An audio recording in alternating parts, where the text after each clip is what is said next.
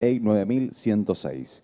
Agradecemos muy especialmente a la Comisión para la Implementación de Seguimiento, Mejora y Capacitación de Juicio por Jurados Populares, Gobierno de la Provincia de Mendoza, Suprema Corte de Justicia, Ministerio Público Fiscal y Ministerio de la Defensa Pública. Las instituciones que nos acompañan en el día de hoy: Colegios de Abogados y Procuradores de la Provincia, Asociación Argentina de Juicios por Jurados, Institutos de Altos Estudios de Derecho, Instituto Nacional de Oficinas Judiciales, Centro de Capacitación e Investigaciones Judiciales Dr. Manuel Azáez, Instituto de Estudios Comparados en Ciencias Penales y Sociales, miembros de la Cámara Federal de Apelaciones de Mendoza, jueces provinciales e integrantes del Consejo de la Magistratura, integrantes y autoridades del Poder Judicial, Legislativo y Ejecutivo Provincial, abogados, procuradores y público en general. Nos acompañan en la mesa académica el ministro de la Suprema Corte de Justicia, doctor José Valerio, el vicepresidente de la Asociación Argentina de Juicio por Jurados, doctor Andrés Harfuch, y también el juez Tribunal Oral y Criminal número 5 de La Matanza, de la provincia de Buenos Aires, doctor Matías Din. A continuación, vamos a escuchar las palabras del ministro de la Suprema Corte de Justicia de Mendoza, doctor José Valerio. Buenas tardes. Bueno, con mucho placer, en el día de la fecha, vamos a comenzar con las capacitaciones ya desde el punto del trabajo operativo del juicio por jurado.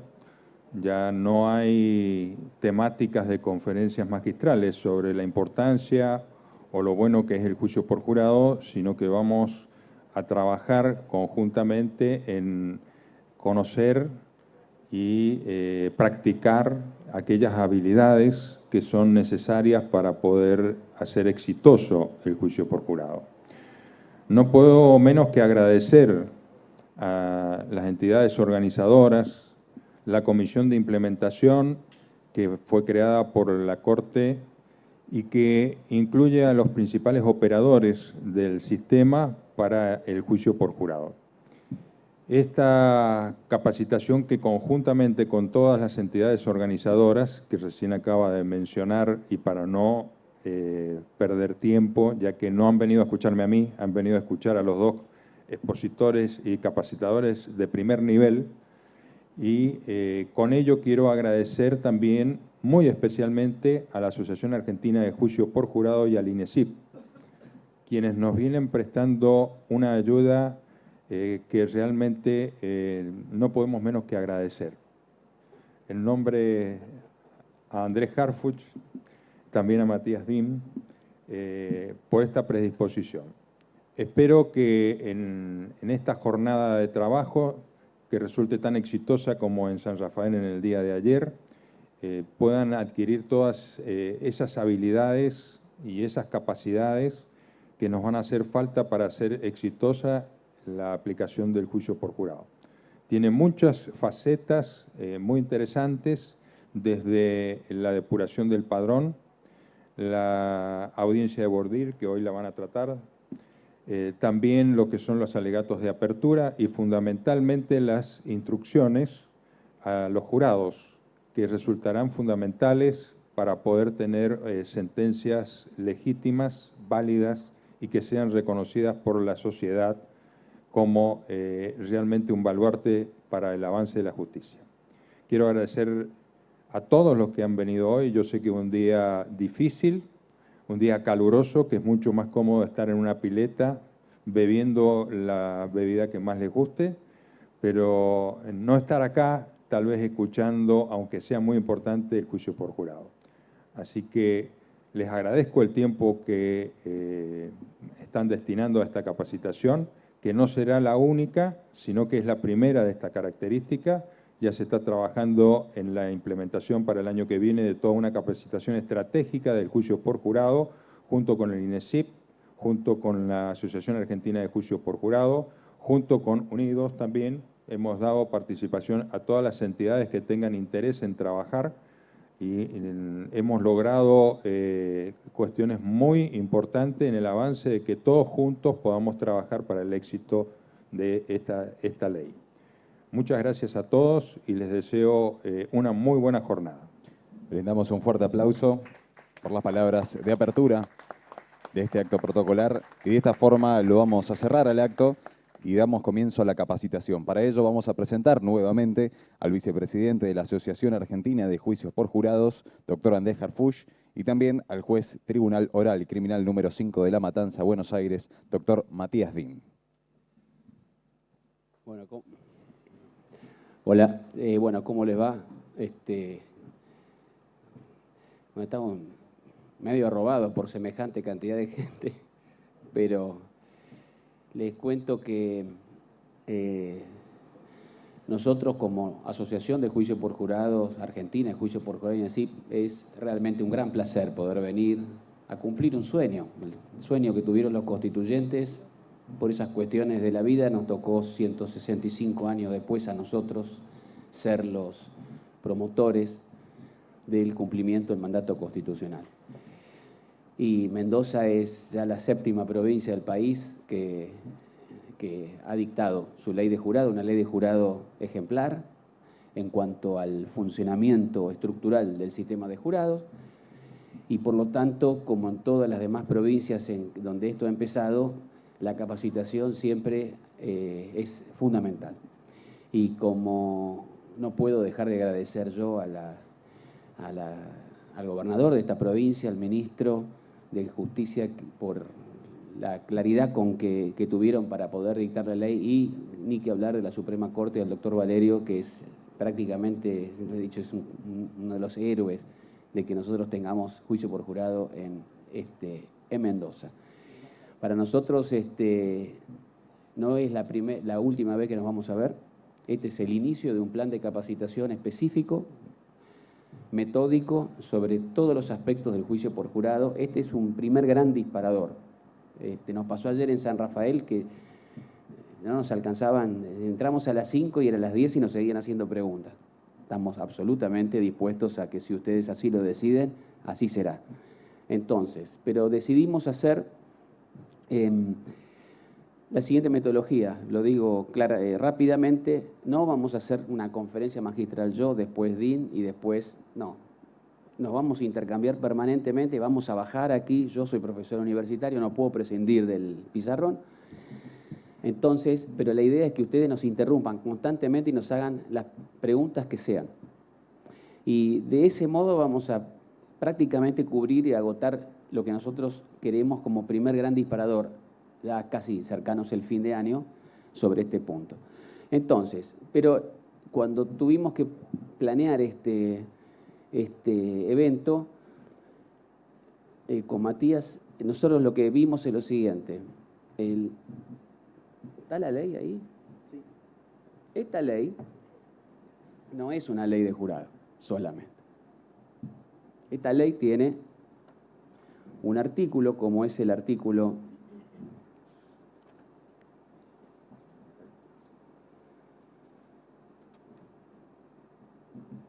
26,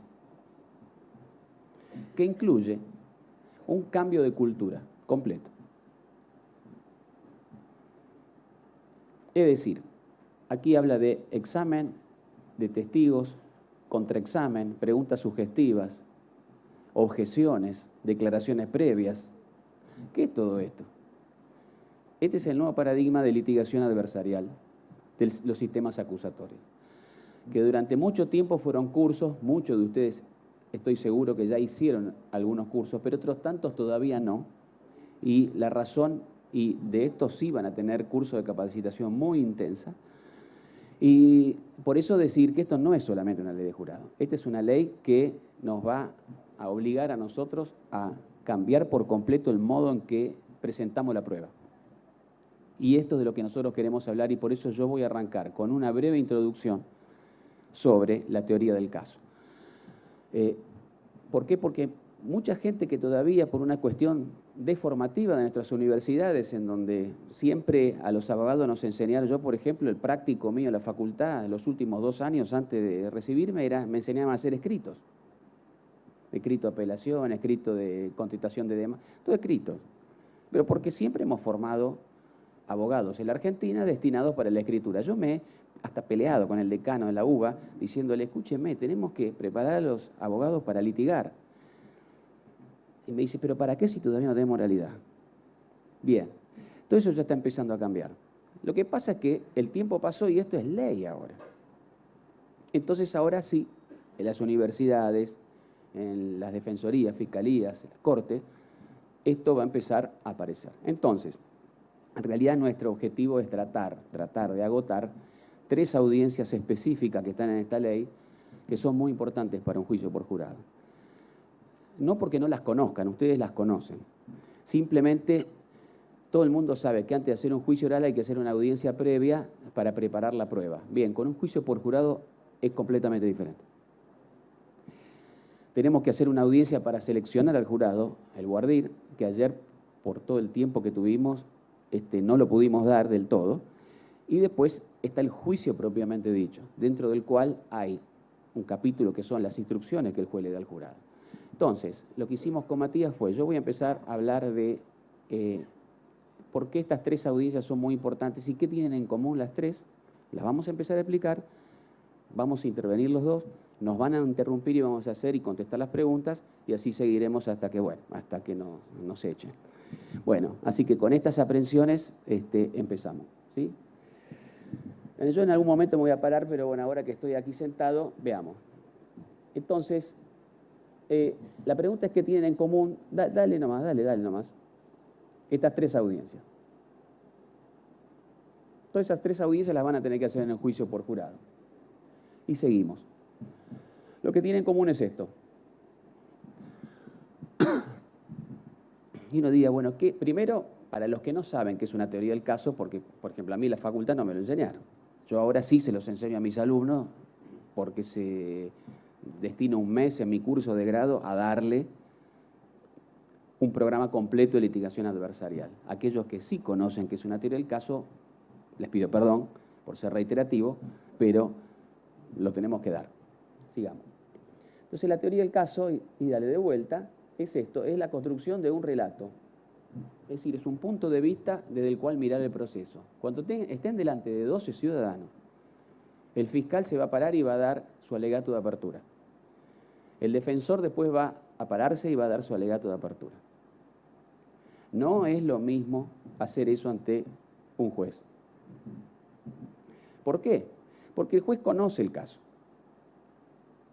Y los jurados, y nos pasó en el caso de Farré, que ustedes conocerán, la persona que mató de 74 puñaladas a su esposa, los jurados del caso Farré después, bueno, por un problema que hubo ahí interno, después salieron las declaraciones en los medios y decía, nosotros nos enteramos del caso en la audiencia de selección, no sabíamos ni para qué nos habían convocado.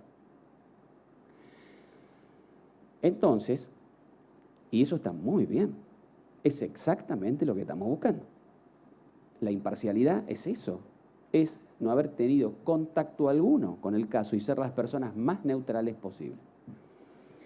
Entonces, pero van a enfrentar a un fiscal y a un defensor que si hacen las cosas bien, les van a decir que la versión de ellos de lo que sucedió es la verdad. Y va a ser un muy buen juicio por jurado si ambas teorías del caso son contradictorias y antitéticas. Porque para eso somos abogados. Él va a ser el fiscal y va a decirle, señores, tal cosa. Vamos a ver ahora algunos alegatos de apertura donde esto se materializa. Entonces, pero ¿por qué decimos esto? Pues parece muy bien. Ustedes saben cómo son los juicios comunes con jueces profesionales. Muchas veces, nosotros lo vemos, fiscales o defensores agarran fotocopia del expediente, se paran delante del juez y le dicen, tengo por legalmente acreditado que el día 5 de enero del 2019, 2 NN masculino, no, olvídense, esto no va más.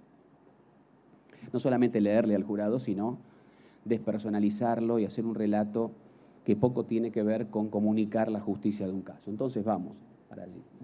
Entonces la teoría del caso, y dale nomás Giancarlo, es esto, si así lo dicen los manuales de litigación.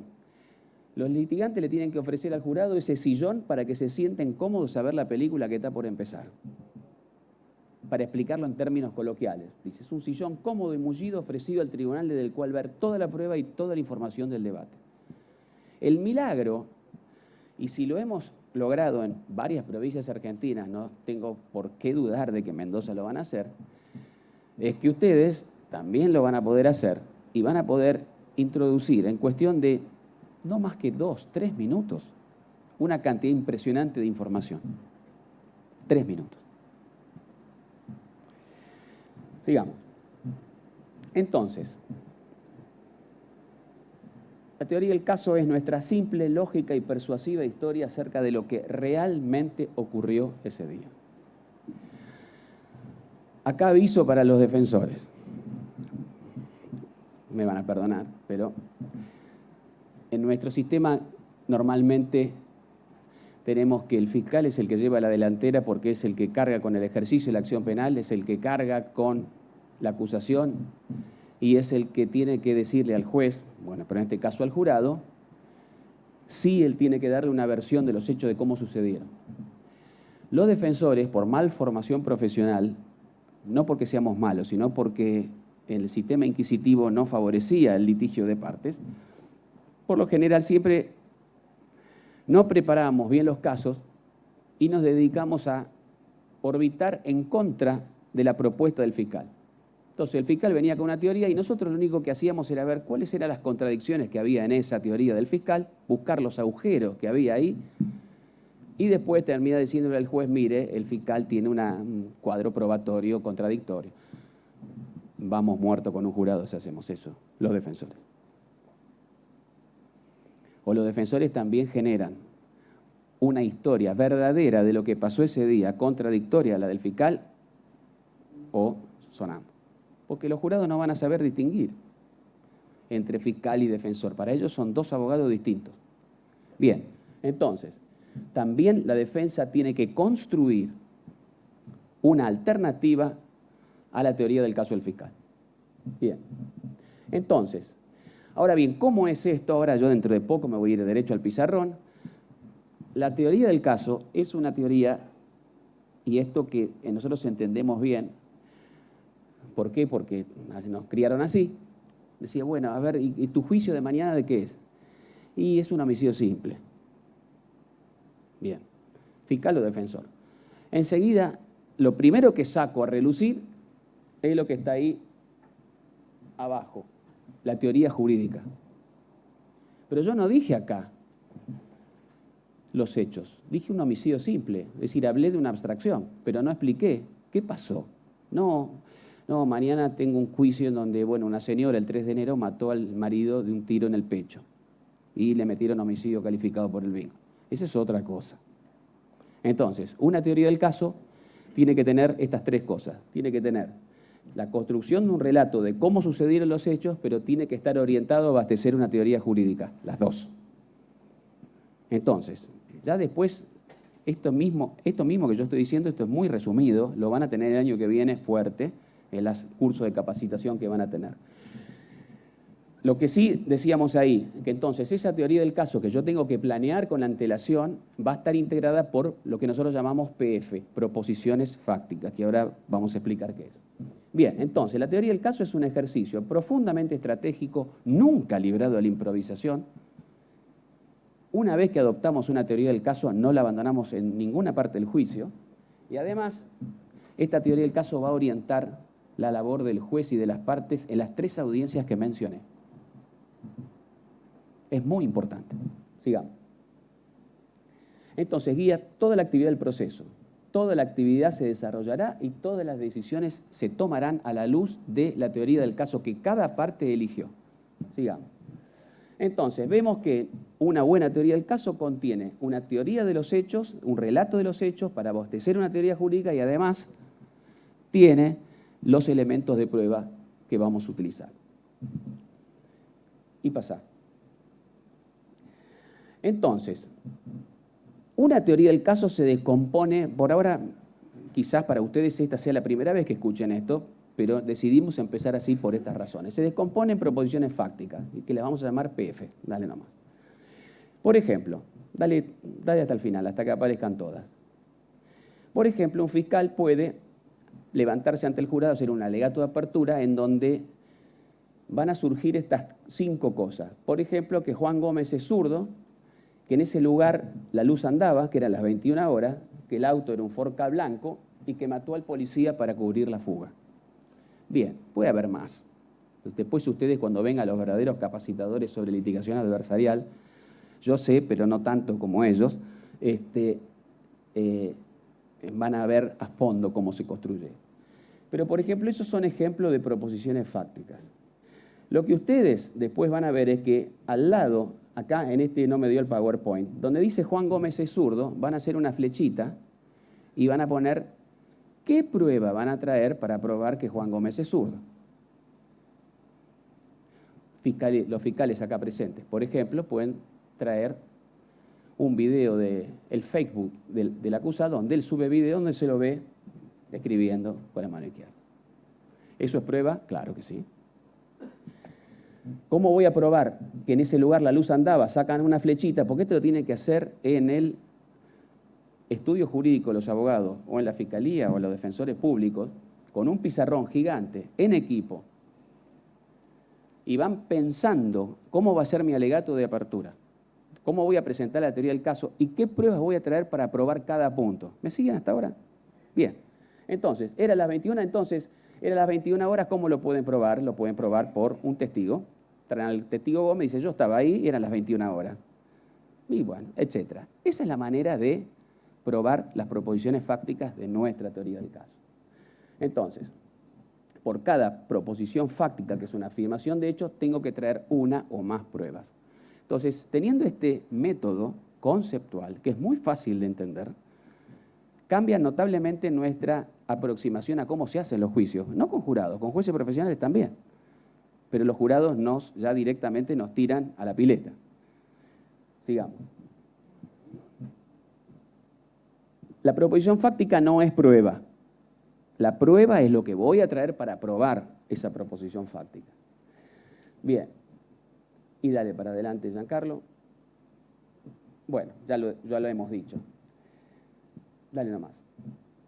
Entonces, nosotros tenemos un problema que nosotros pertenecemos a la tradición jurídica de Occidente del continente europeo. Hay dos grandes teorías jurídicas en Occidente, el Common Law y el Civil Law. El Common Law de la isla británica, que después se expandió a Estados Unidos, a Canadá, Australia, Nueva Zelanda, etc. Es una teoría, es una de las tradiciones jurídicas más importantes del mundo, y la nuestra, la continental europea, la de Francia, Alemania, España, Italia, etc., que es la que heredamos, Portugal, que también es importante, pero es la cultura de la Inquisición. Es la cultura de donde los juicios se hacían por escrito, se hacían en secreto, donde no había juicio público, no había jurados, no había partes, y el llamado juicio era simplemente una especie de diálogo entre el inquisidor y el acusado. Entonces, nosotros ya eso no existe más, pero todavía nos queda la formación cultural de todo esto. Y entonces nosotros siempre hemos confundido hechos y derechos.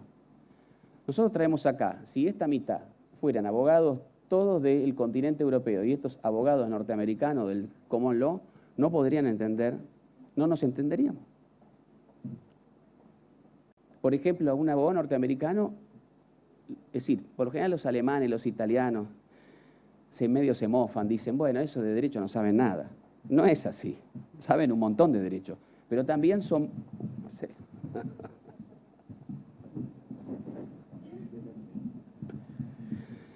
Pero también ellos saben de derecho un montón, pero son casi habilísimos en cómo construir y presentar los hechos ante un jurado. Pero no es porque sean, porque claro, los educan así y nosotros estamos empezando y por eso les digo, hay que tener paciencia. Nos vamos a equivocar, no hay problema. De hecho, ya hay gente que lo está haciendo esto muy bien, gente que ni sospechábamos que tenía. Ustedes van a descubrir cualidades que no sospechaban que tenían ustedes encima, cuando esto empieza. Entonces, no confundir los hechos del derecho. Nosotros tenemos que dejar de ir a un juicio diciendo, yo voy a intentar probar que esto es un homicidio calificado. No.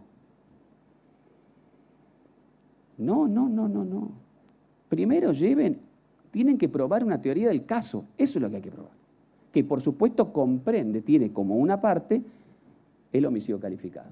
Entonces, Bien, pero lo que tenemos que hacer es construir proposiciones fácticas. Para esto hay un método que no vamos a dar ahora. Bien, bueno, esto es parte de lo que va a ser el curso que ustedes van a tener el año que viene, algunos de ustedes. Bueno, hay un método porque, bueno, es decir, en lo que es la construcción de una teoría del caso, inclusive tenemos películas nosotros y hemos escrito hasta libros que están todos por ahí que les van a ser muy útiles por una cuestión práctica, pero en donde hay una película famosa se llama Código de Honor, con Tom Cruise y Jack Nicholson, que era un soldado en Guantánamo que lo habían matado. Bueno, una película famosa de los 80. Pero hay una escena de la película que nosotros lo colgamos a propósito, lo dice, preparación de la teoría del caso. Les sugiero que se metan, entren y vean cómo están. Días antes del juicio, 4 o 5 abogados con un pizarrón, con marcadores, en donde dicen, a ver, yo quiero poner como proposición fáctica que el soldado tal fue envenenado. Y salta el otro, siendo abogado del diablo, y dice, sí, pero el fiscal te va a saltar que el veneno tal no existió. Entonces uno va haciendo ese llamado test de superposición. Uno va viendo si una proposición fáctica es fuerte o débil en función de cómo me va a contrarrestar la otra parte. Pero así hacen los abogados, está siempre pensando en qué va a hacer el otro. Bueno, entonces, es así, como el mellizo y el muñeco, ya están los dos pensando en qué van a hacer el sábado cada uno. Bueno, y así es. Pero nosotros nunca operamos así, o más o menos. Bien, entonces, pásale nomás. Entonces tenemos que ver, después de preparar con este método, bueno, cuál es la fortaleza y debilidad, porque hay veces que nosotros no tenemos alternativa, tenemos lo que tenemos a mano en el juicio. Y si la proposición fáctica es débil, bien, vamos a tener que desplegar otro tipo de metodología para tratar de hacer que triunfe, porque a todos nos encantaría tener un juicio bárbaro con pruebas sólidas. Eso no existe. Vamos a tener pruebas fuertes y pruebas débiles. Bien. Entonces, en un resumen de la teoría del caso, y con esto después ahora vamos a ver una película que seguramente han visto, que se llama Filadelfia, con Tom Hanks, y un Antonio Banderas con 25 años, chicas, no suspiren. Bueno, entonces, la teoría del caso, entonces, es un relato de los hechos que en la medida de lo posible tendrían que ser no controvertibles, que contiene el derecho aplicable, que tiene X cantidad de proposiciones fácticas, acá es libre, pueden usar las que quieran, solo las que puedan probar. Y por cada proposición fáctica ustedes saben que van a tener que tener una prueba, una o más. Pero entonces, teniendo esto claro, es como ir casi cuando uno va a rendir una materia y ya sabe bien, porque se hizo los resúmenes, tiene todo en la cabeza. Bien. Entonces, y después, por supuesto, hay que hacer al final un testeo para ver qué fortaleza y debilidad tiene esta teoría del caso.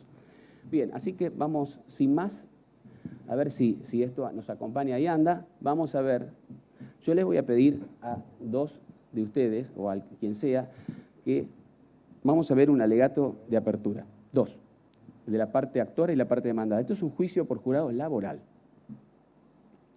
No les voy a decir nada del caso para los que no vieron la película, y vean cómo en escasos minutos, les pido que cronometren cuánto habla cada uno. Si entendieron el caso como es, y ahora después sí me voy a ir al pizarrón. Sí.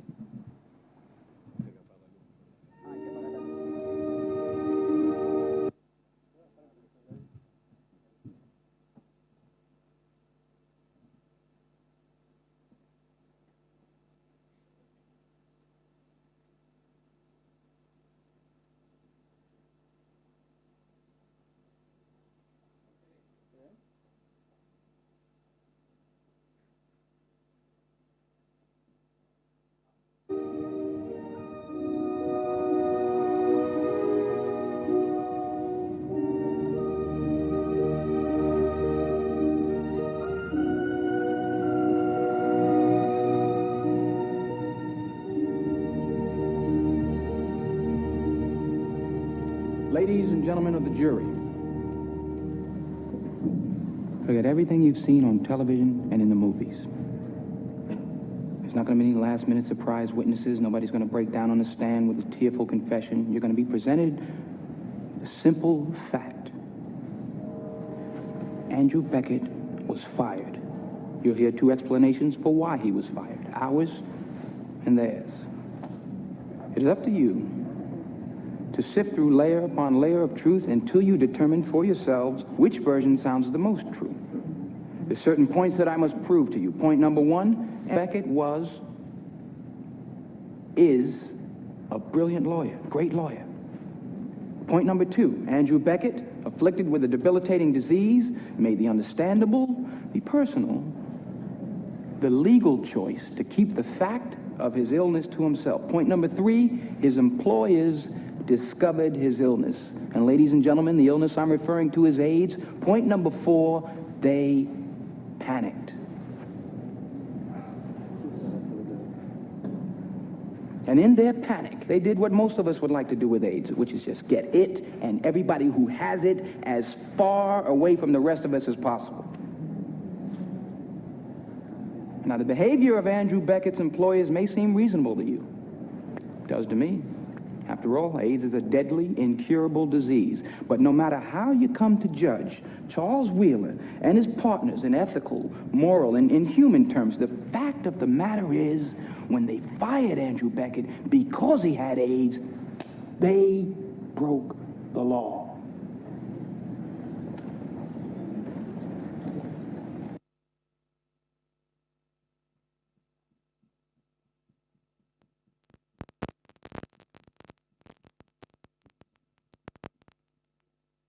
Bueno. Hola. Ahí. Bien. ¿Está claro de la práctica? ¿Vieron? Bueno, entonces primero empecemos. Para ustedes acá el Denzel Washington.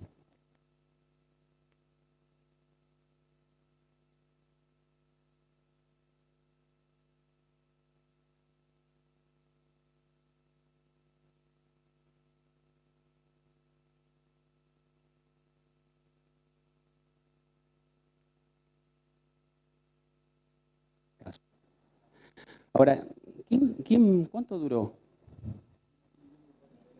¿Cuánto?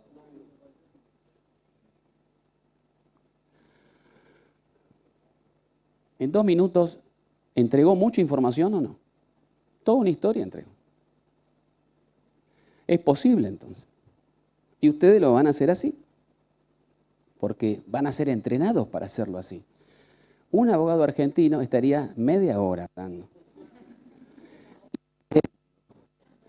Y los jueces cabeceando, porque es lógico.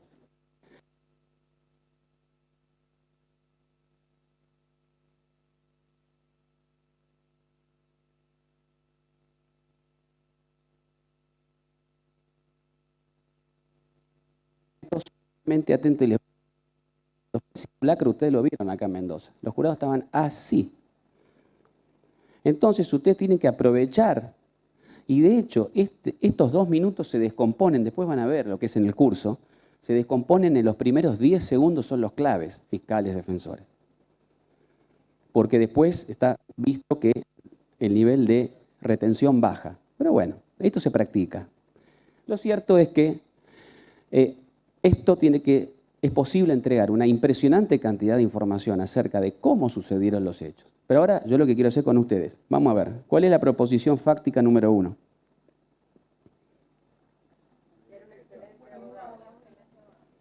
Brillante abogado. Entonces, si ustedes saben que por cada proposición fáctica, ¿qué voy a tener que traer? Esto él va a tener que acreditarlo. Acá no es gratis nada. Decirle a un jurado, él es un brillante abogado, el jurado, el juez le van a decir, las palabras del abogado no prueban los hechos.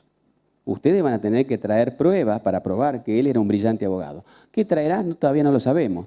A ver, ¿cómo probarían ustedes que él es un brillante abogado? Un testigo, por ejemplo, que diga qué. ¿Quién sería?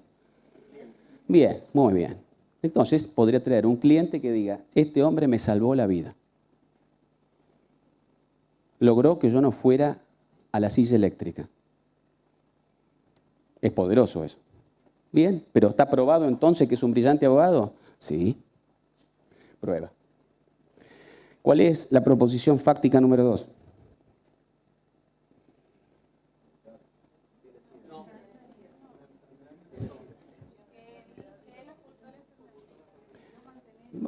Tampoco tenemos que ser tan estrictos. Él está enfermo de SIDA.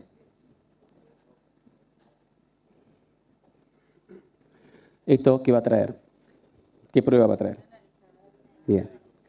¿Cuál fue la provisión práctica 3?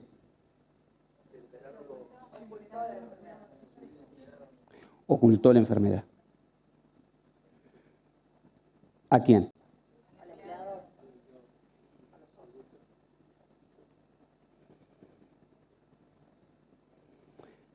Entonces, él lo que está haciendo es, él ha hecho una teoría del caso. Él ha descompuesto esto en proposiciones fácticas. Tantas veces nos vemos todos los días. Y por cada pieza de información,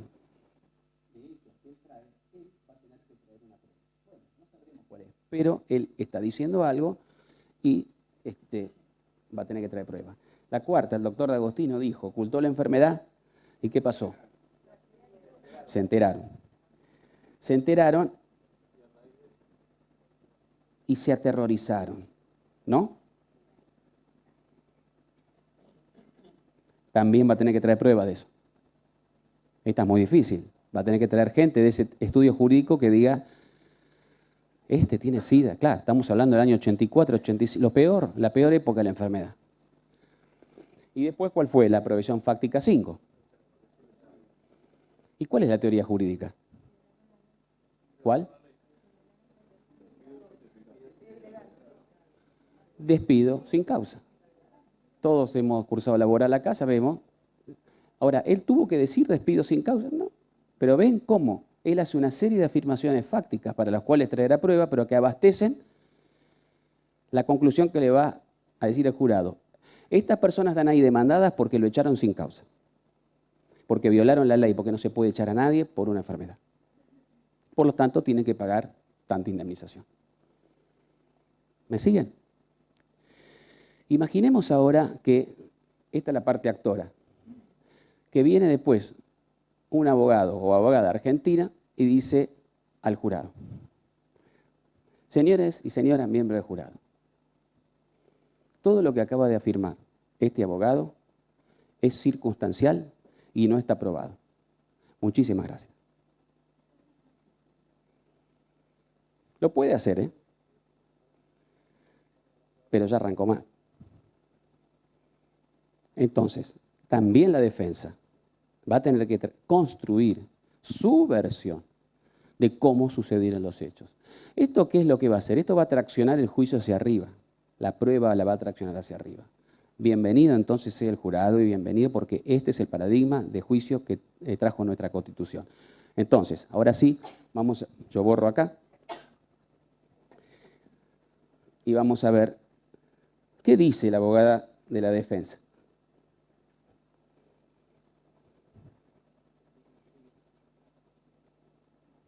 Y les pido también que me cronometren cuánto hablo. Vamos.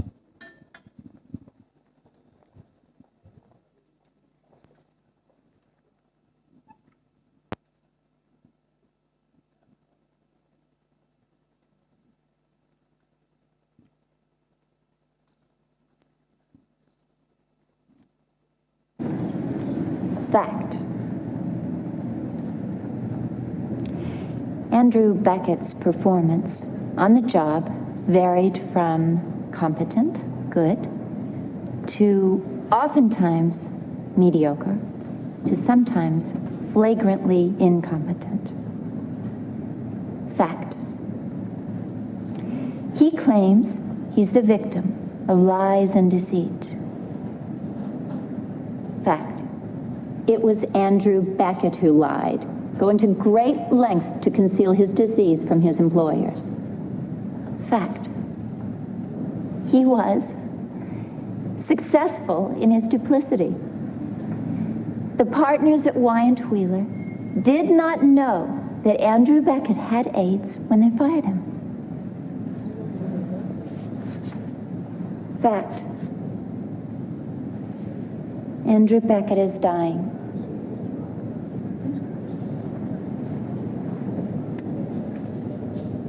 Fact. Andrew Beckett is angry. Because his lifestyle, his reckless behavior, has cut short his life. And in his anger, his rage, he is lashing out. And he wants someone to pay. Thank you.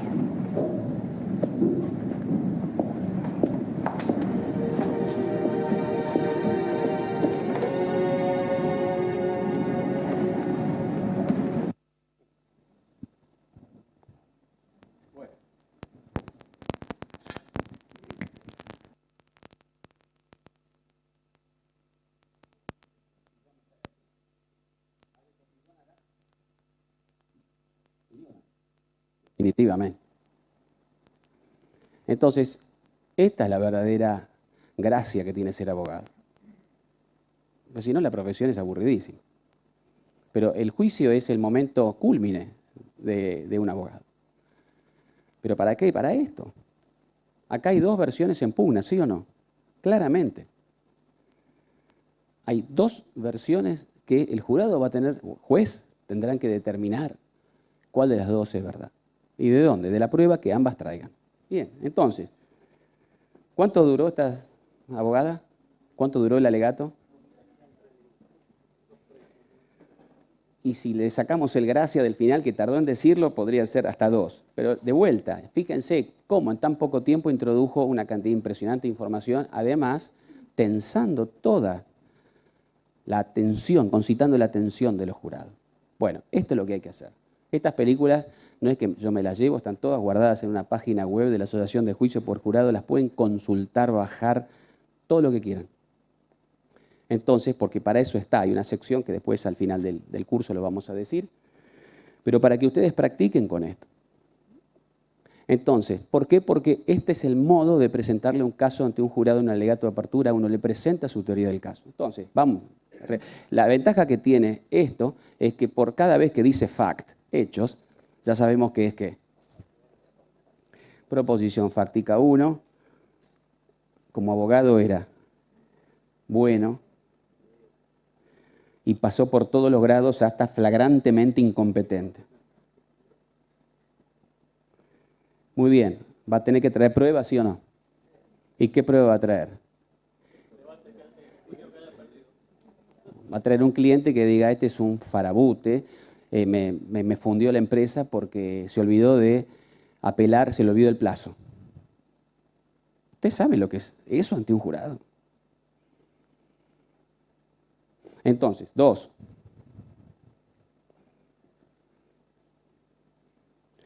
Es víctima de engaños.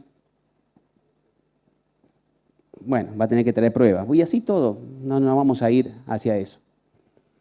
Pero después sí dice cosas importantes que acá da un pasito más en relación al alegato anterior, que ustedes lo van a practicar en los futuros cursos. Yo con esto ahora voy a dejar y vamos a ir directo a las audiencias, que es que cada alegato de apertura, además de durar 2 minutos, 3, no más que eso, pueden usar material gráfico, tiene que tener un título, como si ustedes le pudieran dar, a ver, ¿y esta película de qué es? Esta película es la historia de un cantante famoso que se hizo muy famoso y después cayó en decadencia. Bueno, acá esta abogada lo dice, este es el caso de un hombre que se está muriendo, que está enojado y que quiere que alguien pague. Esto hay que hacerlo ante un jurado porque es poderosísimo. Fiscal o defensor. Pero no hace falta que lo diga. Ahora, la teoría jurídica de ella, ¿cuál es?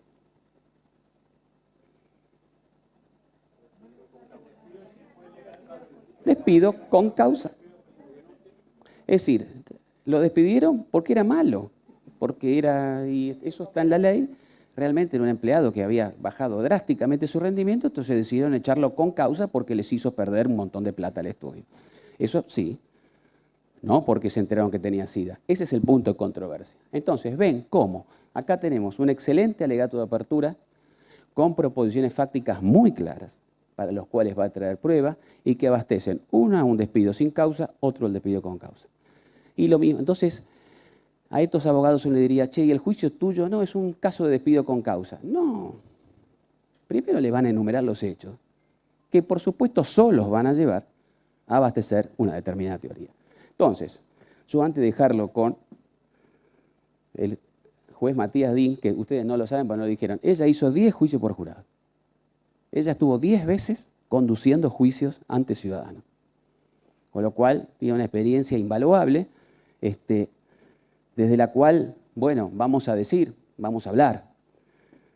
Porque una cosa es, por supuesto, que el jurado tiene su propia parte teórica, ¿no es cierto? Y para eso están todas las publicaciones y cursos que vamos a hacer, pero también tiene aspectos prácticos que hemos intentado resumirles en alguna de esas hojitas que tenemos que ver. Pero bueno, entonces, ahora, ¿por qué es importante esto de la teoría del caso? ¿Por qué me van a entender quienes ya hicieron estos cursos de litigación?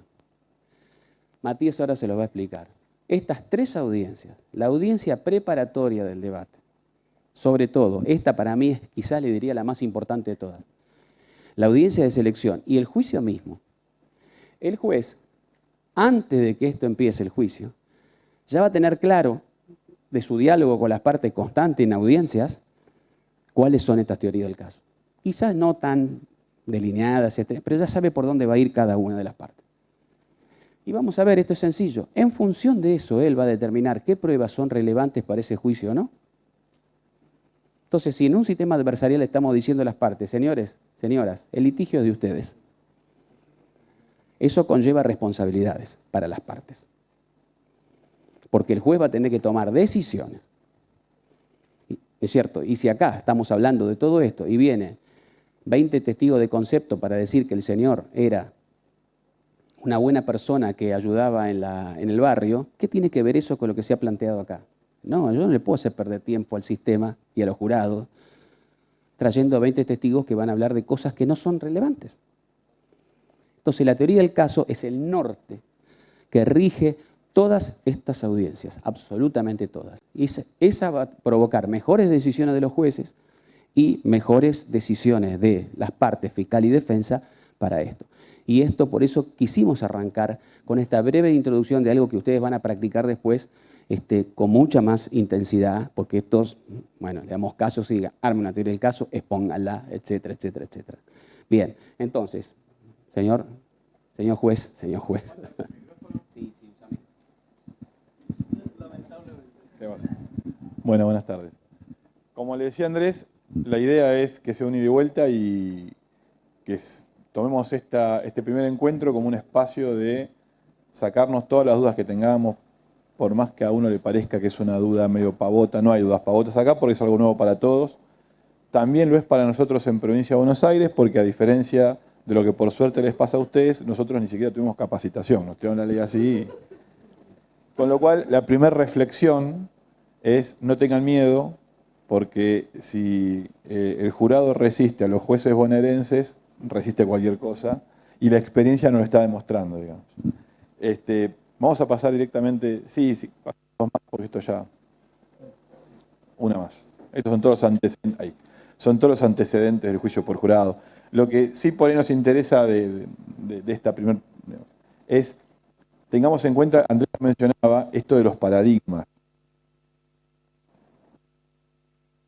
La Constitución tomó un paradigma, 3 veces menciona el juicio por jurado, eso ya lo sabemos. Tomó un paradigma de enjuiciamiento. El problema, por decirlo de una manera, es que nuestra cultura en general y nuestra cultura jurídica, en consecuencia, pertenecía a otro paradigma. Nosotros en general descendemos de italianos, de franceses, de españoles, ¿no? Que venían con toda la cultura del continentalismo europeo y fuimos colonia de España. Con lo cual, cuando se logra la independencia política, queda el trabajo de la independencia normativa, que es lo que el artículo 24 le encomienda al legislador, y esa orden de la Constitución, nuestros legisladores la cumplieron ¿cómo? Replicando el modelo del continentalismo europeo, y le damos la espalda en consecuencia al paradigma constitucional de enjuiciamiento, por lo menos en materia criminal, que es el juicio por jurados. Si nosotros no tenemos en claro esto, ¿por qué? Porque nosotros estudiamos, lo que decía recién Andrés, todos nosotros estudiamos en facultades, empezamos a trabajar en tribunales o en estudios, donde sea, empezamos a trabajar dentro de esa lógica y dentro de ese paradigma.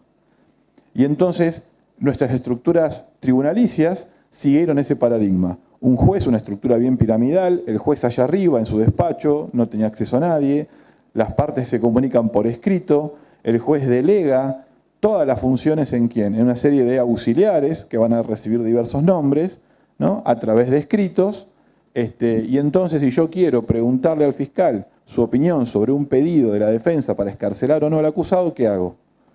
Un escribiente hace un proyecto que se lo pasa al secretario que lo corrige, si el secretario lo corrige se lo devuelve para que lo corrija, el escribiente lo corrige, se lo vuelve a pasar al secretario, ahora está bien, lo firma, se lo pasa al juez, el juez lo firma, si es que no lo corrige, supongamos que no lo corrige, lo firma, se lo devuelve al secretario o, si somos prácticos, directamente a la mesa de entradas, para que otro empleado se lo lleve a la oficina del fiscal, donde se va a reproducir más o menos este mismo mecanismo.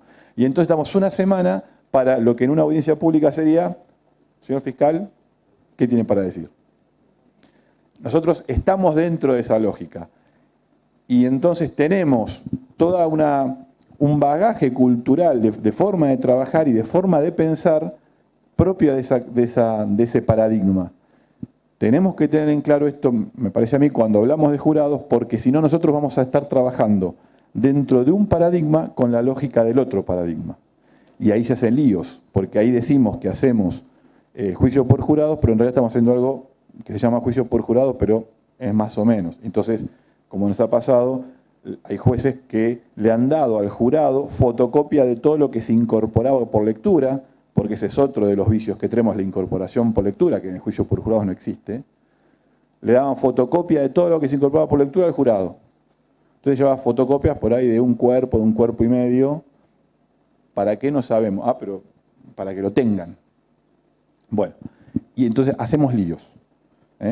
O en algunas jurisdicciones donde dicen, ¿vos qué haces? Bueno, yo hago juicios orales. Ah, ok. ¿Y cómo lo haces los juicios? Bueno, incorporo todo por lectura, después viene el testigo, le pregunto yo que soy el juez, después le pregunto al fiscal y después le pregunto al defensor.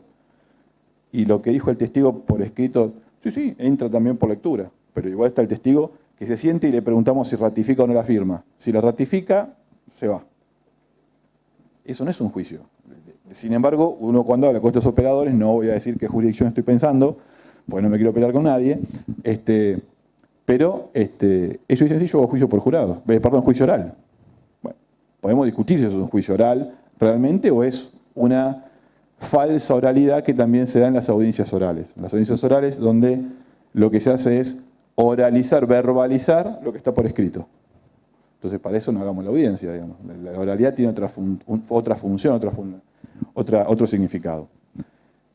El juicio por jurados, haciendo esta aclaración, este es un esquema básico de un juicio por jurados y que ustedes le pondrán los nombres a estas audiencias que el código o que la ley de jurados de acá merezca. No sé si se llega a ver del fondo, está la audiencia de intimación en la provincia de Buenos Aires, como pasamos supuestamente un sistema acusatorio, le sacamos el nombre de indagatoria, para que quede bien que es un acto de defensa, audiencia de intimación, donde se le informa a la persona acusada cuáles son los cargos.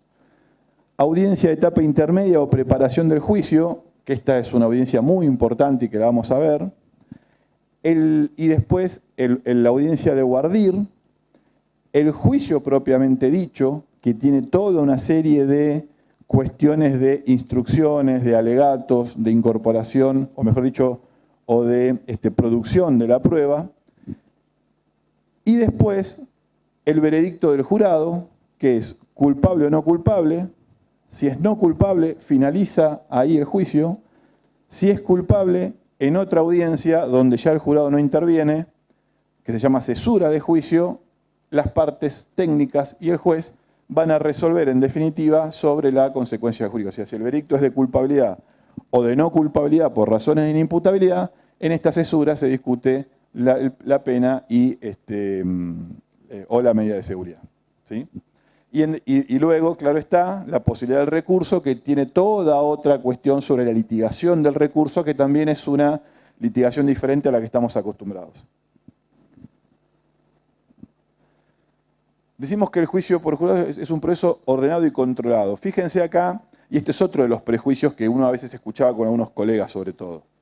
Formados en esta cultura donde el juez, imagínense, cuando yo entré a tribunales, entré en la justicia federal, donde todavía rige el sistema del juez instructor, ¿no? Entonces, veníamos de esa cultura del juez que instruye, que busca la prueba, que formula una teoría. Cuando el juez entiende que está todo más o menos reunido, le da vista al fiscal, que dice, sí, como no, doctor, acuso, por supuesto, y después el juez, en muchos casos, si el caso era correccional y antes del fallo de la Corte, el mismo juez era el que después sentenciaba, con lo cual era medio difícil que el juez de la sentencia diga algo distinto del juez de instrucción. Salvo en un caso de esquizofrenia, generalmente decía lo mismo. Entonces, ¿cuál era el prejuicio? Con el juicio por jurados perdemos, abro comillas grandes, poder, o perdemos protagonismo los jueces. Y en realidad, si ustedes se fijan, lo que hay es una forma de cooperación entre las partes técnicas con el jurado de competencias. Y fíjense, ahora lo vamos a ir viendo esto, la prueba admisible que se ventila o se resuelve en la etapa preparatoria, en la audiencia preparatoria, ¿quién la decide? El juez. La integración del jurado, de la audiencia de voir dire, ¿quién la decide en definitiva? Más allá que en todas estas audiencias las partes tienen muchísimo protagonismo, el juez. Los hechos del caso, ¿quién los va a resolver? El jurado. Ahí entra el jurado. La interpretación del derecho, las instrucciones, que es algo totalmente novedoso, ¿quién las decide? El juez. O sea, ¿quién le dice al jurado cuál es el derecho aplicable a ese caso? El juez. O sea, el que interpreta en definitiva para ese caso el derecho, y digo en definitiva porque esto se litiga y las partes tienen que litigar las instrucciones y dar sus propios conceptos, sus propias categorías jurídicas, pero en definitiva el que resuelve la instrucción, y esa instrucción es la que se le da al jurado, es el juez. Y finalmente es el juez el que, en caso de audiencia de cesura, determina la pena o la medida de seguridad. ¿Y por qué decimos que es un proceso ordenado? Porque si nosotros tenemos en cuenta estas audiencias y la finalidad que cada audiencia tiene, vemos que hay, en cada audiencia vamos a discutir determinada cosa y eso, digamos, imposibilita los ofrecimientos de prueba que supongo que en Mendoza también se hará, en Provincia de Buenos Aires seguimos teniendo, ofrecimientos de prueba ómnibus, donde lo que se hace es, se copian todos los nombres que aparecen desde el acta de Fojas 1 hasta el requerimiento fiscal de elevación a juicio. ¿Cómo se hacen los? Yo voy a decir siempre Provincia de Buenos Aires yo no quiero ofender a nadie, si ustedes se sienten reflejados, no hay problema. Yo hablo así no me voy de Mendoza con enemigos. ¿Cómo hacen los fiscales bonaerenses para ofrecer las pruebas? El fiscal le dice al empleado, che, escúchame, nos vence la prueba, el ofrecimiento. Agarrá la causa desde el acta de Fojas 1 para adelante, copiá los nombres. Todo lo que aparezca vos los copiás. No importa si son testigos que hacen a mi caso, si estoy ofreciendo como fiscal a la madre del acusado que no va a poder declarar en contra del acusado. Y quizás se cuela en ese ofrecimiento de prueba Mitre Bartolomé, que era la calle, porque era un robo y el robo fue en la esquina de Bartolomé Mitre y no me acuerdo si San Martín, un Urquiza, un nombre de estos. Y claro, el chico inexperto se equivocó y lo copió. Pero el problema no era el chico que lo copió. El problema fue que el fiscal después lo firmó.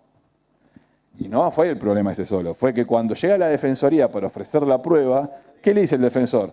Adherí o agarrá. Si uno quiere decir, no es que me adherí. Mirá, fíjate que la hice a conciencia, copié todo el requerimiento del fiscal y ofrezco los mismos testigos. Y Mitre Bartolomé sigue ahí. Pero ahí no termina la historia, porque los jueces bonaerenses, ¿qué hacemos? Admitimos a Mitre Bartolomé como testigo, porque cuando hacemos la pertinencia de prueba, ¿cuál es la lógica? Después lo vemos en el juicio.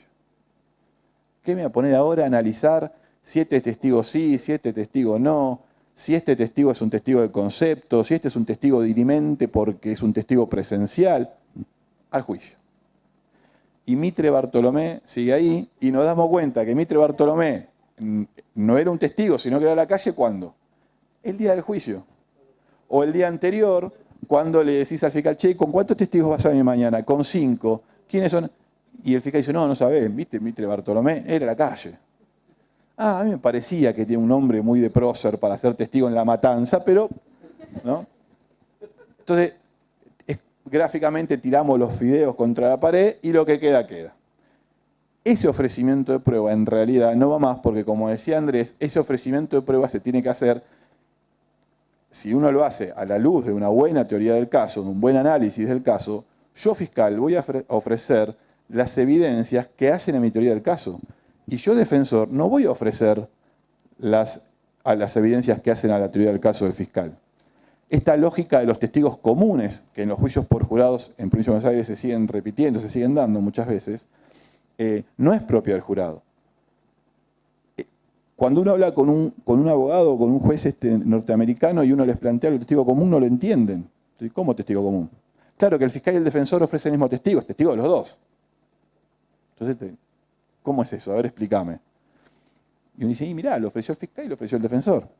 Entonces, el tipo dice, pero ¿el testigo qué vio? ¿Qué hizo? No, era el testigo que vio cuando el acusado le clavaba 5 puñaladas a la víctima en el piso. ¿Y el defensor lo ofreció? Sí. ¿Y para qué? Por si no lo trae el fiscal, lo puedo traer yo. Y decirle, disculpe, ¿usted qué vio? Que su cliente le estaba dando 5 puñaladas en el piso a... Entonces, los testigos comunes como concepto no existen. Puede ser que una misma fuente de información, o sea, que un mismo testigo, brinde, eso lo van a ver más adelante, pero, por ejemplo, brinde 2 bloques de información distinta, un bloque de información le sirva al fiscal y el otro bloque a la defensa. Sería muy raro. Podría llegar, conforme nos decían los gringos, cuando nosotros les planteamos estos temas para ver qué nos dicen, podría llegar a pasar. Es muy raro, pero hipotéticamente puede llegar a pasar. Pero no es un testigo común, es un testigo que aporta información valiosa para la teoría del caso de una parte y otra información valiosa diferente para la teoría del caso de la parte contraria. Sería raro. Pero lo importante es, tenemos en claro en qué momento vamos a discutir cada una de las evidencias, de las pruebas, y para qué se hace esa audiencia. Y acá ya nos metemos con la audiencia preliminar. Ustedes, el código de ustedes está en la 364, creo que habla de la audiencia donde habla de admisibilidad de la prueba, ¿no? Bueno, nosotros tenemos una audiencia parecida, en nuestro código un poco más desarrollada, pero en esa audiencia que está prevista en la ley, en el Código de Procedimiento Mendocino, perfectamente se pueden analizar estas cosas. Sobre todo a la luz de los requisitos y del paradigma del juicio por jurados. Primera cuestión, no lo tomemos como que es una audiencia. ¿Sí? Nosotros preferimos hablamos de audiencia preliminar, pero podemos hablar de audiencias o de etapa preliminar. ¿Cuántas audiencias vamos a hacer? En principio, ojalá que llegue un día en donde hagamos una sola y en esa sola, porque las partes vienen tan afiladas con sus teorías del caso y los jueces tan compenetrados con este monosistema, que en una audiencia solucionamos todo. La experiencia nos indica que no. Hay que hacer tantas audiencias como sean necesarias, porque a la primera audiencia, en general, en la provincia de Buenos Aires, el fiscal y el defensor vienen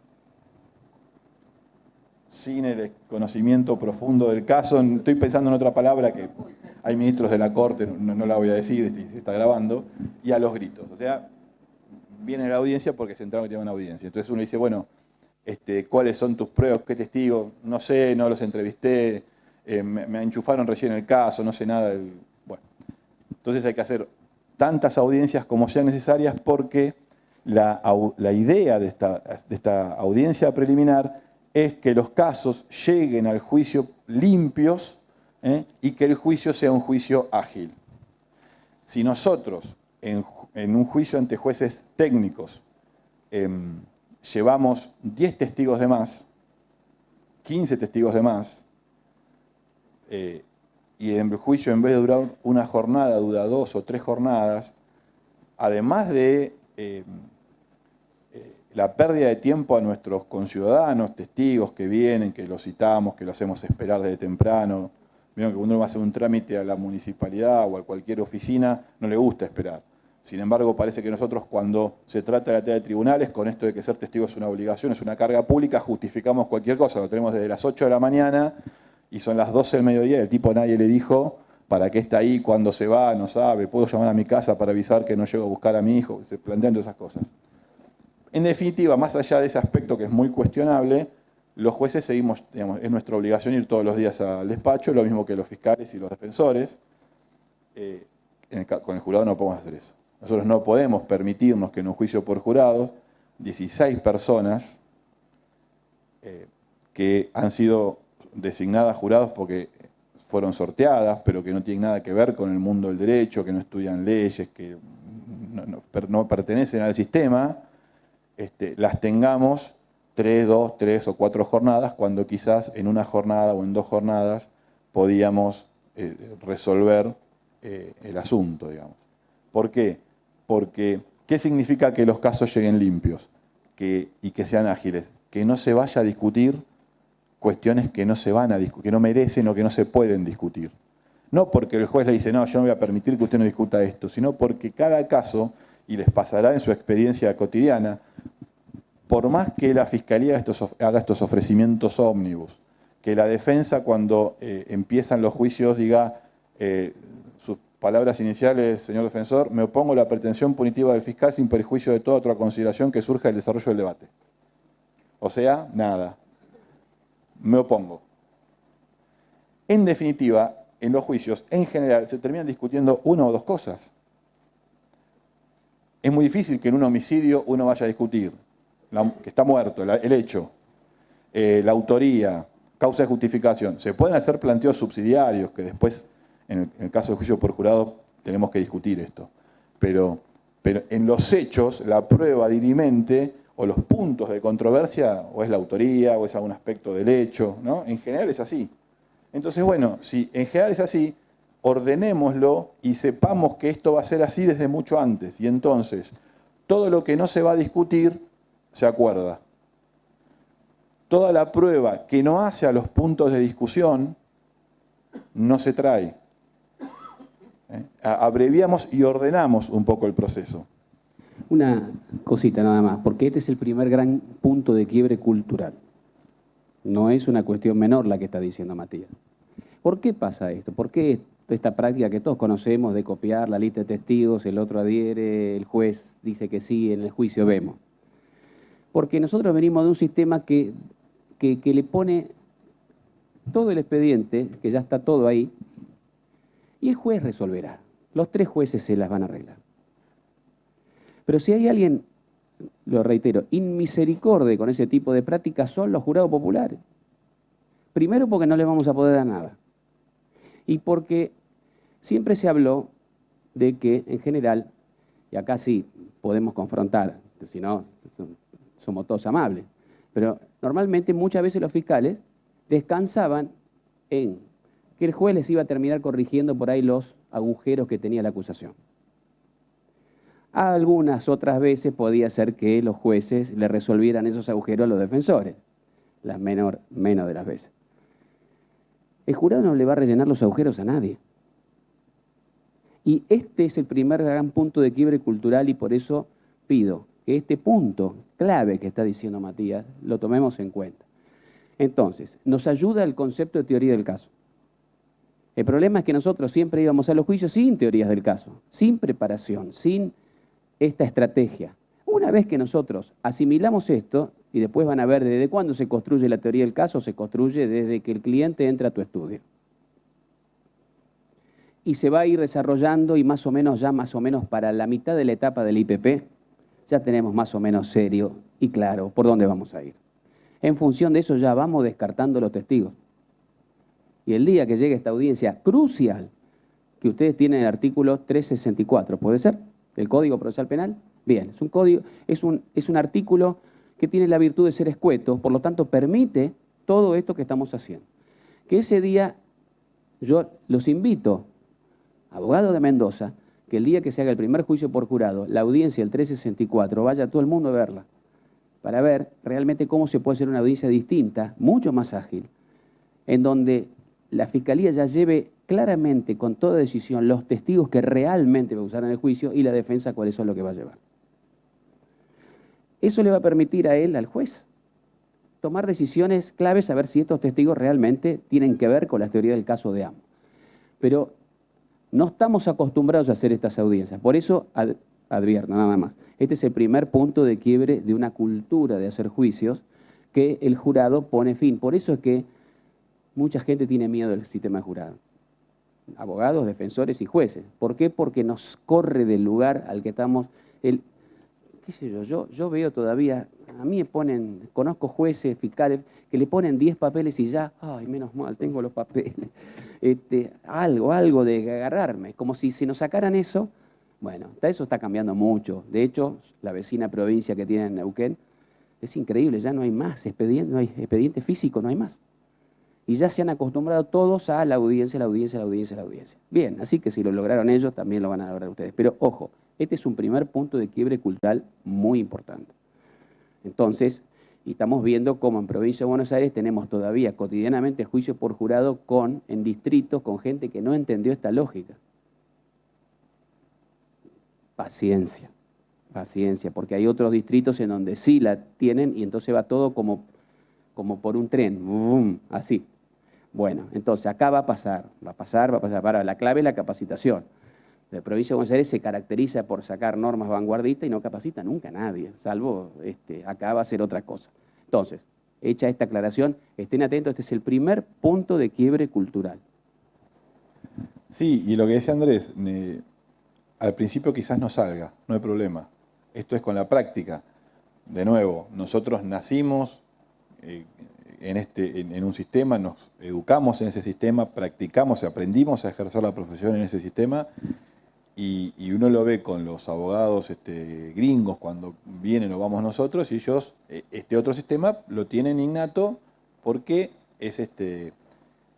nacieron con ese sistema, entonces les sale. En algún curso de capacitación que dábamos con Sabelli y otro abogado norteamericano, hacíamos un ejercicio que Andrés mencionó, que quizás ustedes en las capacitaciones venideras se haga. ¿Vieron Relatos Salvajes? La película de la escena de la ruta con Esbaraglia, ¿no? El auto que choca. Bueno. Le cambiamos un poco el final, cuando empujaba el otro auto hacia el barranco, hacíamos como que había muerto el otro, que después sale en la película, perdón si alguno no la vio. Y entonces decíamos, bueno, grupo de fiscales, grupo de defensores. Pasábamos la película y le decíamos, elaboren las teorías del caso.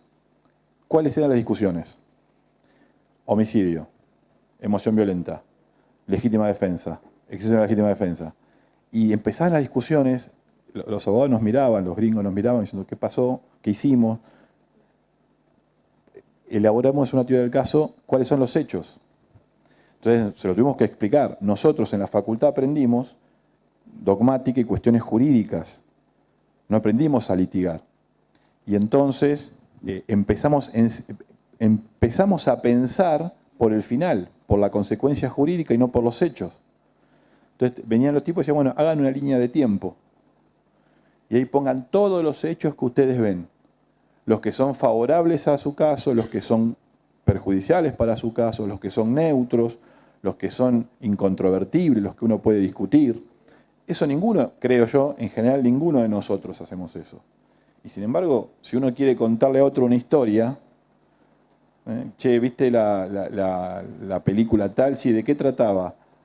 Filadelfia, ¿viste Filadelfia? ¿De qué trataba? De un despido laboral injustificado. Nosotros no decimos eso cuando estamos hablando con un amigo y le estamos contando una película.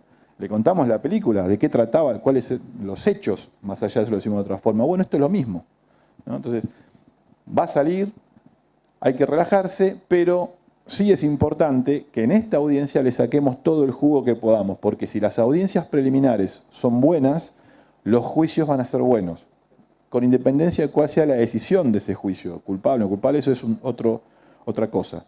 Si tenemos malas audiencias, los juicios van a ser de mala calidad.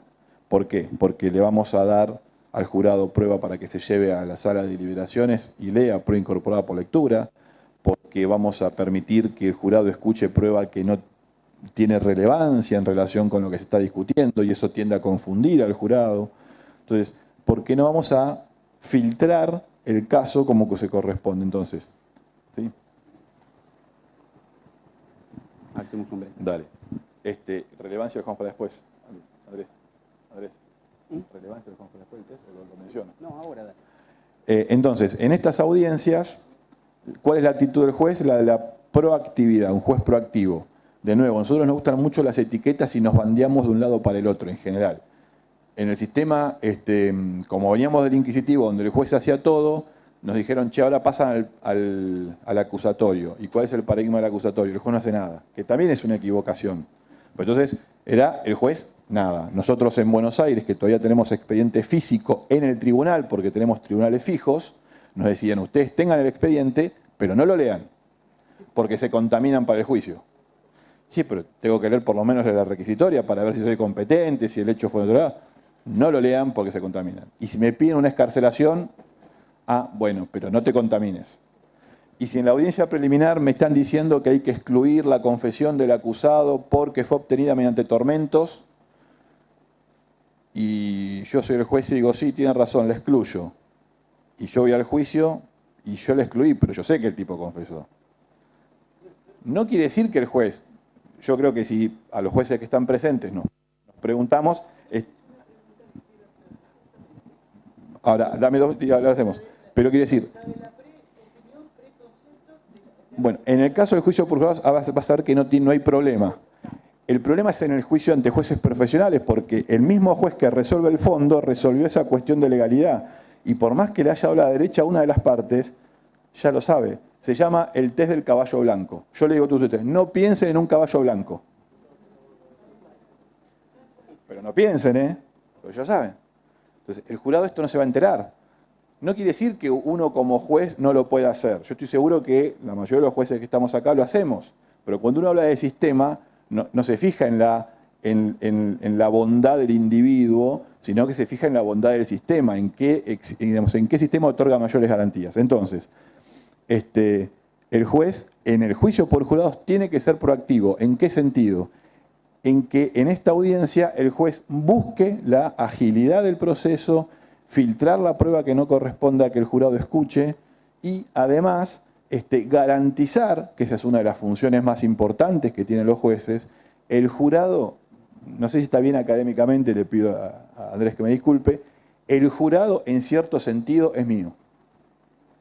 Yo quiero garantizar que ese jurado no se contamine, no tenga ningún preconcepto formado, no permitir que le ingrese nada que pueda afectar su deliberación. Está bien. ¿Pero por qué es mío?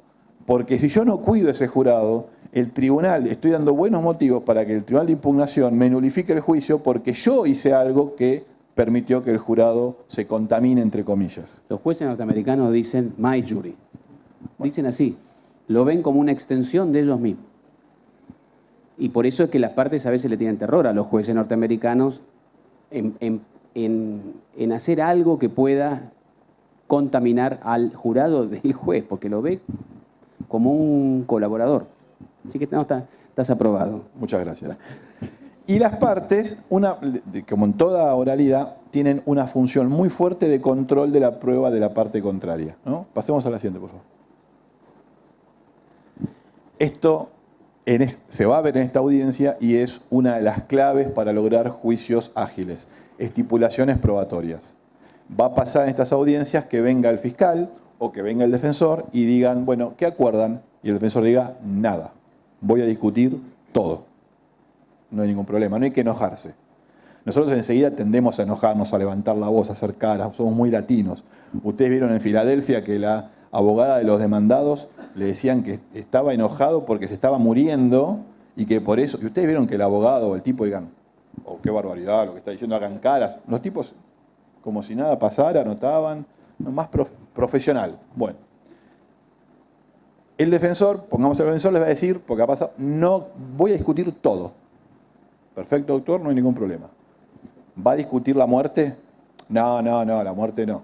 Perfecto, entonces acordamos que el muerto está. No es un dato menor, nos evita un montón de pruebas. ¿Y va a discutir la fecha y el lugar del hecho? Bueno, va a depender del caso. Si es es en un cuarto cerrado donde están todas las paredes con sangre, el cadáver, el arma homicida al lado, pareciera que, y no hay signos de arrastre ni de goteo, bueno, pareciera que ahí fue el lugar del hecho. Los criminalistas dirían la escena primaria, ¿no?, que aparece en la televisión. Pareciera que ese es el lugar del hecho. Eso lo van a discutir. Quizás una de las partes tenga motivos para discutirlo y se verá la evidencia que tiene o con qué lo puede discutir.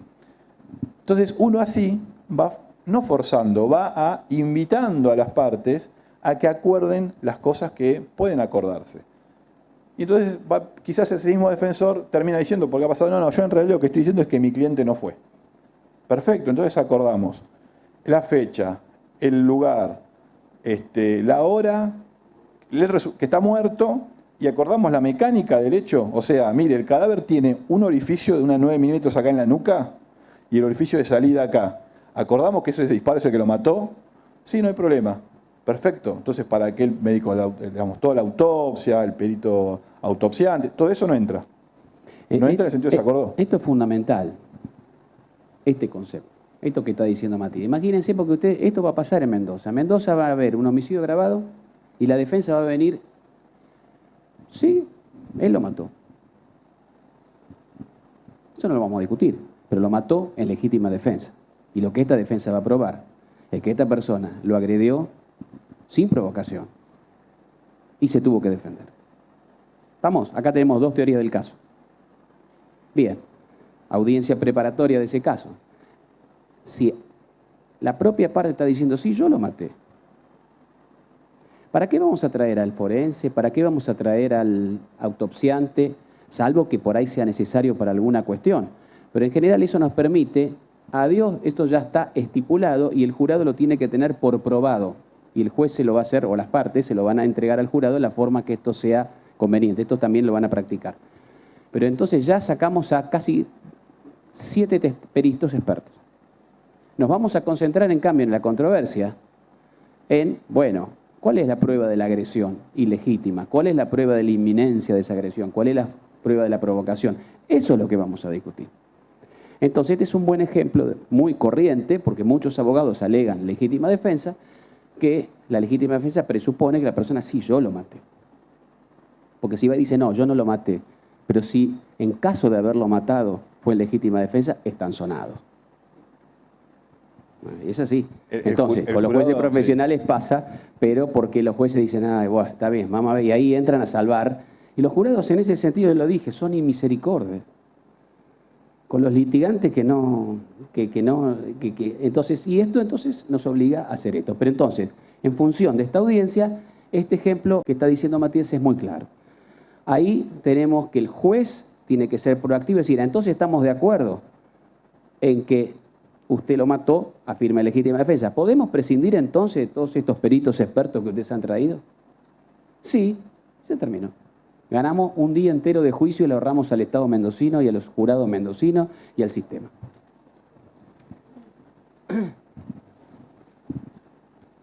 Y esta es otra de las tareas que tenemos en esta audiencia preliminar. ¿Cómo se cuestiona la prueba en el caso de un juicio por jurados? En realidad uno esto lo podría aplicar en Provincia de Buenos Aires, hay ahora un plan piloto para aplicar todas estas reglas también a los juicios ante jueces profesionales, porque en realidad son técnicas de litigación y agilizan mucho los juicios. En la etapa preparatoria, en estas audiencias, la legalidad y la pertinencia. Y acá está la duda que tenían por acá sobre qué pasa con una discusión sobre la legalidad de alguna prueba. Yo quiero discutir la legalidad del secuestro porque entiendo que fue producto de una requisa ilegal. Entonces, el secuestro del celular o del arma, presuntamente homicida, la voy a discutir. Esa discusión no se va a dar, el jurado no va a resolver sobre si se violaron o no garantías constitucionales. Esa discusión se va a dar ante el juez profesional en esta audiencia. Si el juez resuelve excluir esa evidencia, el jurado, que ni siquiera estaba conformado para cuando fue esta audiencia, jamás se va a enterar de esto. Con lo cual se garantiza la imparcialidad, el sistema otorga una garantía mayor de imparcialidad, porque ya no tenemos que exigirle al operador este esfuerzo de la excluiste, legalmente no podés, pero ya sabés que hay un caballo blanco. Acá directamente lo desconocés. ¿Ok? Entonces, la legalidad se discute en esta etapa y quizás sea necesario que en esta etapa, para resolver sobre esta legalidad, haya que producir prueba.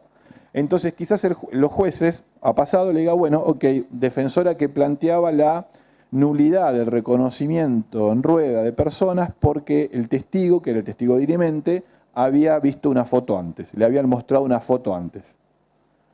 La fiscalía lo niega, ¿qué hacemos? Bueno, que venga el testigo. Se graba, esto está todo grabado, y en esa audiencia al testigo no le vamos a preguntar, dígame por las generales de la ley, qué hacía ese día en el lugar. No le vamos a preguntar, le vamos a preguntar en concreto sobre el punto de si, disculpe, con técnicas de interrogatorio, claro está, no vamos a ser tan directos, pero en definitiva, ¿vio o no vio una foto antes?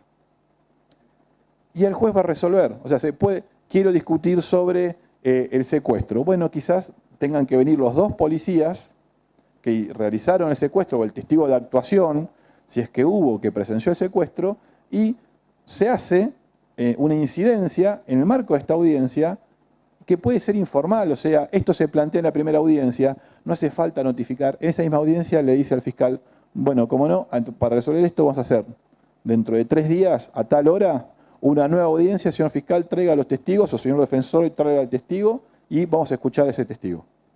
Y se resuelve. Discusión sobre la legalidad, es una discusión. Después tenemos la discusión sobre la pertinencia, que ahora vamos a abordar, y queda para el juicio la cuestión de la credibilidad de la prueba. La credibilidad de un testimonio es resorte y es potestad del jurado, no del juez. Yo como juez no puedo decir, nada, este testigo es un chanta, no te lo... No. El jurado va a ser el que tiene que evaluar la credibilidad del testimonio. La legalidad y la pertinencia sí, en el marco de esta audiencia preliminar, se litigan entre las partes y el juez. ¿Y cómo se litiga la pertinencia? Porque la ley habla de pertinencia. ¿Estamos con tiempo de hacerlo? 1 minuto. Dale, tíralo. Y después retomamos. Lo hacemos y lo tiro ahí como tip. El test le pusimos RCP, que es resucitación cardiopulmonar, es fácil acordarse. No.